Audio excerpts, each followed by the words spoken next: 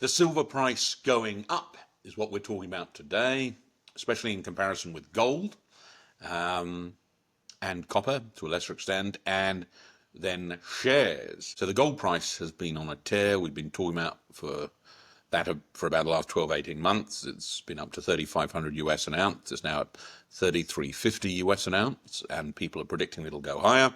And silver's hit through 36 US dollars per ounce, which it's only done a couple of other times in history.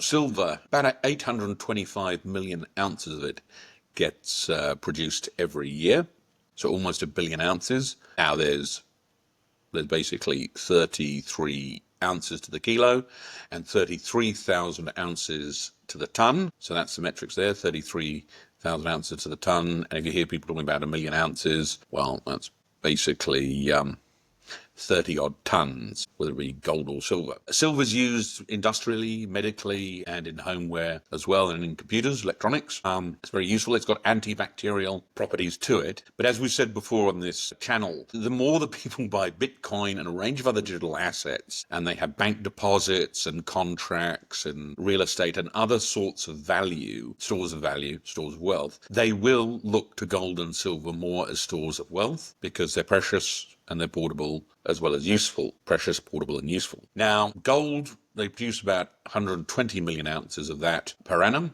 So let me think, what is that? How many tons is that? Well, many tons. Let's put it that way. About 4,000, actually, 4,000 tons. By my reckoning, is what 120 million ounces is, approximately. And the copper market globally is about 22 million tons. And bronze is a copper alloy. So gold, silver, and copper do seem to get mentioned together, including in my book that I've just written, The Glittering History and Legacy of Gold. So I'll find a link to that. It's certainly worth a read on Kindle or in hard copy. But essentially, precious metals, especially ones that you buy, not just the right or an option, or an ETF, but one physical bullion that you buy is different from a share in that companies can go broke and the share becomes worthless. Whereas an ounce of silver or an ounce of gold will always be worth something.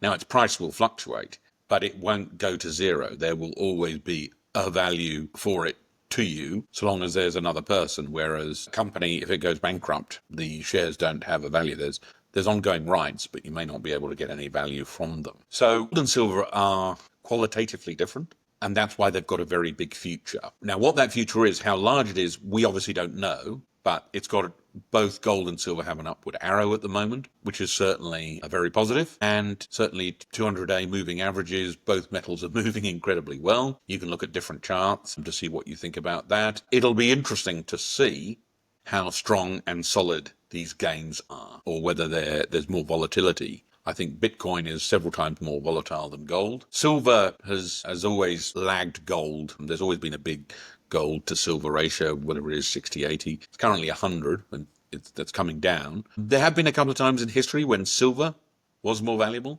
Ancient Egypt was the one that really comes to mind because the ancient Egyptians had gold in gold mines and not so much silver. They had to get that from Lebanon. And of course, the Athenians had silver, the Laurium silver mines, which allowed them to pay for a fleet to beat back the Persians in 480 BC. So silver's incredibly useful, but it has always been worth less than gold. Isaac Newton made a mistake with the gold-silver ratio. Well, he made a mistake with the silver value in 1717, and that accidentally created the gold standard, and the Emperor of China insisted in 1581 that all taxes be paid in silver, and that sort of accelerated the slave trade globally because everyone needed more silver bullion. Anyway, looks like silver's doing well. It's got an up arrow. It's caught a bid like gold. Let's see where it goes. Thanks.